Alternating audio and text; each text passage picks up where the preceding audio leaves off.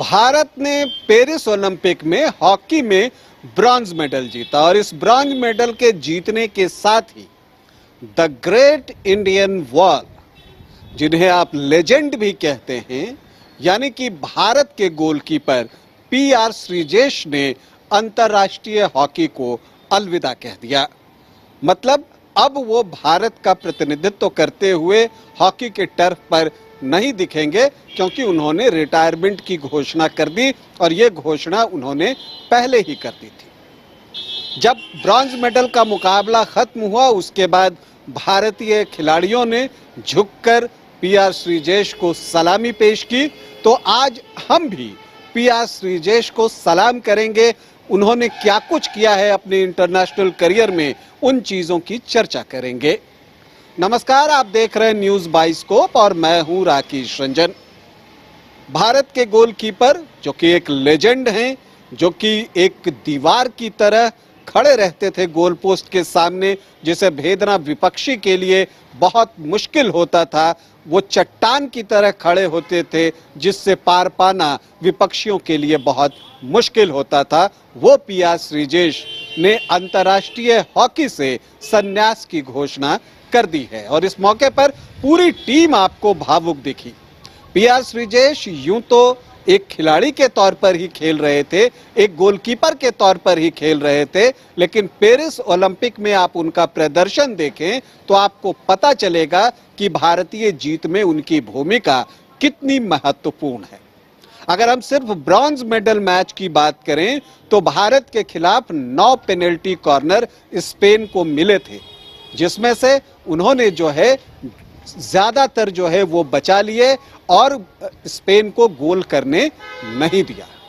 तो ये बताता है कि उनका प्रदर्शन कैसा रहा। अगर आप पूरे ओलंपिक की बात कर लें तो वहां पर आप देखते हैं कि भारतीय गोल पोस्ट के ऊपर कुल 62 आक्रमण हुए हैं, जिसमें से 50 उन्होंने बचा लिए, जिसकी वजह से भारतीय टीम यहां ब्रॉन्ज मेडल जीतने की स्थिति में पहुंची। उनका अगर आप जो सेव परसेंटेज निकालेंगे कि कितना प्रतिशत उन्होंने सेव किया जो गोल पोस्ट पर भारतीय हमला हुआ, तो वो 80.6% निकलेगा।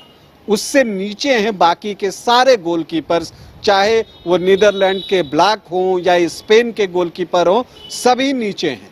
तो श्रीजेश बेस्ट गोलकीपर बनकर उभरे इस ओलंपिक में। तो अपने आखिरी असाइनमेंट में भी जो उनका प्रदर्शन रहा वो बेहतरीन रहा और वो बेहतरीन गोलकीपर के रूप में जाने जाते हैं, एक लीडर के तौर पर भी जाने जाते हैं खिलाड़ी होने के बावजूद। सेमीफाइनल मैच याद कीजिए, जब भारतीय टीम हार गई थी और सारे खिलाड़ी लगभग टूट से गए थे, भावुक हो गए थे, जमीन पर वहीं टर्फ पर बैठ गए थे, तो पीआर श्रीजेश आते हैं और सारे खिलाड़ियों को एक सर्कल बनवाते हैं और फिर ईश्वर की तरफ जब वो सर उठाकर देखते हैं तो ऐसा लगता है मानो ईश्वर से कह रहे हों कि ये मेरा आखिरी हॉकी टूर्नामेंट है, प्रभु आप मुझे खाली हाथ वापस स्वदेश जाने मत कहना, कुछ लेकर जाऊं देशवासियों के लिए। और देखिए, कांस्य पदक लेकर श्रीजेश और पूरी टीम भारत लौट रही है।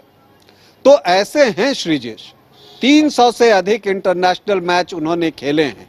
2006 एशियन गेम्स से उनका डेब्यू हुआ था और 2024 ओलंपिक गेम के साथ उनका करियर जो है वो समाप्त हुआ है। और इतने दिनों जो उन्होंने खेले, लगभग 18 साल, इस दौरान उनका प्रदर्शन लाजवाब रहा। पद्मश्री का पुरस्कार उन्हें मिला। इसके अलावा आप अगर देखें तो जो मेजर ध्यानचंद खेल रत्न अवार्ड है, उससे वो सम्मानित किए गए। 4 ओलंपिक उन्होंने खेले, जिसमें 2 में ब्रॉन्ज मेडल है। टोक्यो ओलंपिक में भी वो टीम का हिस्सा थे और यहाँ पेरिस में तो थे ही, आपको पता ही है। एशियन गेम्स के 2 गोल्ड मेडल उनके नाम हैं।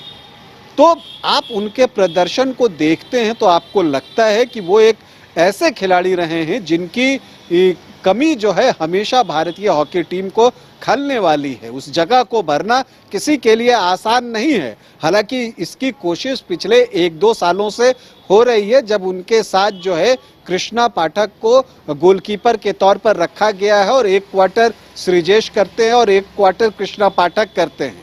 हालांकि ओलंपिक में खिलाड़ियों की एक संख्या सीमित होने की वजह से कृष्णा पाठक जो है वो प्लेइंग 11 का हिस्सा नहीं बन सके, तो उनका एक बेहतरीन प्रदर्शन रहा। उन्हें FIH हॉकी जो विश्व संस्था है उसने 2021-22 और 2022-23 के लिए FIH goalkeeper of the year का अवार्ड दिया है।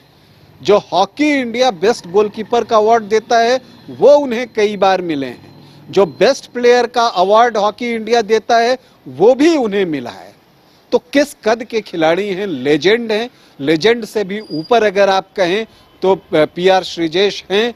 तो PR श्रीजेश अब रिटायर हो रहे हैं। हम उन्हें उनके भविष्य के लिए ढेरों शुभकामनाएं देते हैं और हम उम्मीद करते हैं कि वो खिलाड़ियों को इसी तरह से प्रेरित करते रहेंगे, हॉकी से जुड़े रहेंगे, एक कोच के तौर पर हों, लेकिन उनकी जगह को भरना आसान किसी के लिए भी नहीं होगा। तो PR श्रीजेश को ढेरों शुभकामनाएं। अभी आपसे अनुमति चाहूंगा, इजाजत दें, नमस्कार। पेड़ा नगरी घोड़मारा का 70 वर्षों का विश्वास सुखाड़ी मंडल पेड़ा भंडार एवं सुखाड़ी मंडल गार्डन एवं रूबी रेस्टोरेंट बम श्रद्धालुओं के लिए सेवा में सदा तत्पर है। गाय के शुद्ध दूध से निर्मित शुद्ध पेड़ा, शुद्धता की गारंटी। प्रोपराइटर रोहित मंडल के लिए श्रद्धालुओं का विश्वास ही आशीर्वाद। जय बाबा वैद्यनाथ, जय बाबा बासुकीनाथ। घर के लिए ग्रोसरीज की जरूरत हो या चाहिए फल और सब्जी, डेयरी या बेकरी प्रोडक्ट्स चाहिए या beverages, snacks and branded foods चाहिए हो या ब्यूटी प्रोडक्ट्स, अब इनके लिए अलग अलग दुकानों की तलाश हुई खत्म, क्योंकि रांची में खुल गया है केस्टो मार्ट, जो रखे आपका और आपके बजट का ख्याल।